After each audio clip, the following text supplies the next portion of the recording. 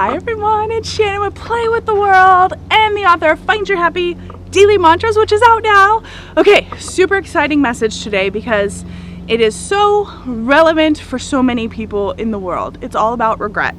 Do you have regrets? If you do, today's message is for you because I have a 3-step process that will help you move through regret and learn from the regrets so you can be more present in your life and live the no regrets lifestyle. So let's start with a little story and how this was all inspired.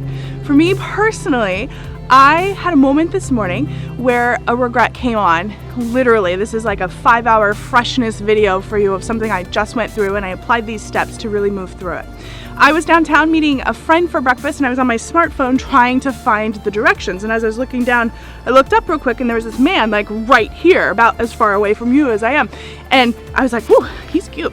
And he smiled, I kind of smiled, but I was like looking for directions, so I just looked back down, and then boom, it clicked. All of a sudden, I realized where I knew him from. He's on TV. In fact, he's a famous actor, at least he is here in Portland. There's a show called Grimm.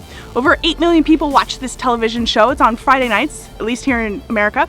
And what's really great about it is the main guy, Grimm, Nick, if you watch the show, was standing in front of me. But at this time, once it clicked, he had already walked by. He was walking his dog, and I looked back and I was like, oh my God, I know him. And, well, he doesn't know me, but it's from TV. And I thought, man, I should say something, yes. And I started to kind of walk behind him with my phone, of course, you know. And I thought, I should say something. And I said, no, stop, Shannon, don't be that girl. He's just walking in the morning with his dog, and you don't have to bombard him. Don't be that person. And I had to stop myself. But what really happened is I stopped myself from expressing what I wanted to express. So really what happened is I allowed myself to sacrifice who and what I really wanted in order to try to, you know, make sure he was okay. But the truth is, he probably would have really loved to have a fan come out. Maybe he was having, it doesn't even matter, but it probably would have been an awesome opportunity to just say, I love your work. But I denied myself that.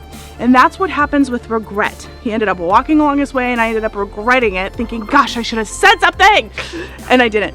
So what regrets do you have in your life? Here's the thing with regret. Most often, it is because of something we didn't do, we didn't say, something we didn't give ourselves the opportunity to really express.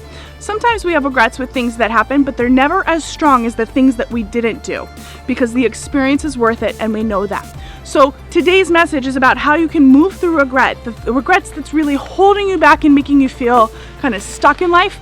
Try these 3 steps out and see how it really transforms for you. The very first idea and the step is to recognize that there are no mistakes. Literally, what if we lived in a world where there is no wrong? Just take it on for a moment. The things that you go through, the experiences are all part of a bigger plan, helping you feel connected to your true self. They all help you learn more about yourself. In that experience, there's no mistakes. So instead of really looking at it like, gosh, I messed up, I made a mistake, ask yourself, well, what can I learn here? And that is how you can move through the mistake process or feeling like you are wronged or did something out of order, because there are no mistakes. Just repeat that mantra.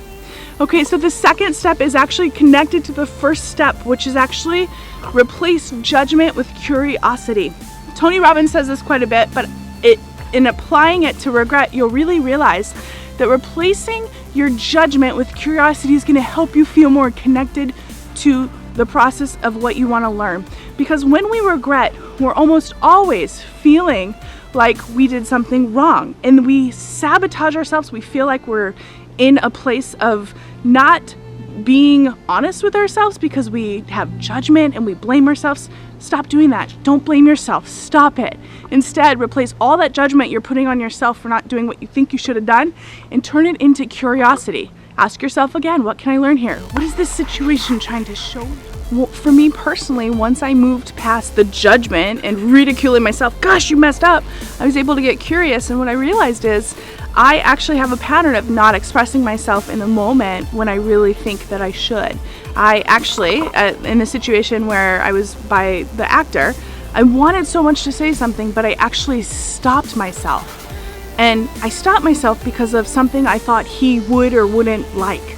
I was so worried about other people. And this is a pattern that plays out in my life quite a bit. And so I was able to recognize that this pattern is not serving me. I need to express myself more. And so the regret actually taught me more about myself. And the same process can happen for you as well. So just try it on, see how it fits. It's a beautiful process. The third step that I want to share with you, which is the most profound, literally, it's a very advanced step I'm going to share with you, and I know you can handle it, is to actually look at your life and ask, where do I have unfinished business? That's right. Because here's the thing about regrets. The reason we have regrets is because the circle's not complete. Things are left unsaid. We didn't do something. We didn't share something. We didn't buy something. We didn't do something that we knew we should have probably wanted. And so there's a hole, there's a gap, there's an incomplete in our life. And that's what you want to look at. Not so much that incomplete, but that's actually a mirror and a reflection to other areas of your life. The reality is we have so many different buckets of our life, but they're all connected.